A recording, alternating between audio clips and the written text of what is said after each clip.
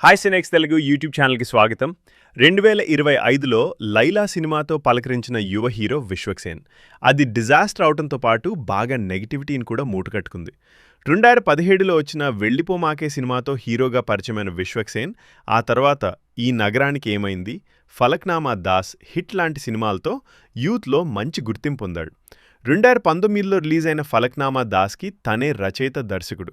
Hyderabad old city యాస భాషలతో యూత్ని ఆకట్టుకున్న విశ్వక్సేన్ ఆ తర్వాత తన అన్ని సినిమాల్లో అలాంటి క్యారెక్టర్స్ని చేయాలని చూశాడు. అతని అన్ని సినిమాల్లో దాస్ ప్రభావం ఉంటుంది. మాస్ అంటే యూత్తో బూతులు మాట్లాడించడమే అన్నట్లుంటుంది. యూత్ దాన్ని రిసీవ్ చేసుకున్న మిగిలిన వర్గాల ప్రేక్షకుల్లో అసహనమే కనిపిస్తూ ఉంటుంది. ఒక సినిమా హిట్ అవ్వాలంటే బూతుల వర్గం సరిపోదు, అది యువ హీరోలు గమనించాలి. మంచి ఎనర్జీ, టైమింగ్ ఉన్న విశ్వక్సేన్ భవిష్యత్తులో మంచి కంటెంట్తో సినిమాలు చేస్తాడని ఆశిద్దాం. ఇలాంటి అప్డేట్స్ కోసం సినేఎక్స్ తెలుగు యూట్యూబ్ ఛానల్ని లైక్ చేయండి, సబ్స్క్రైబ్ చేయండి, మీ అభిప్రాయం చెప్పండి.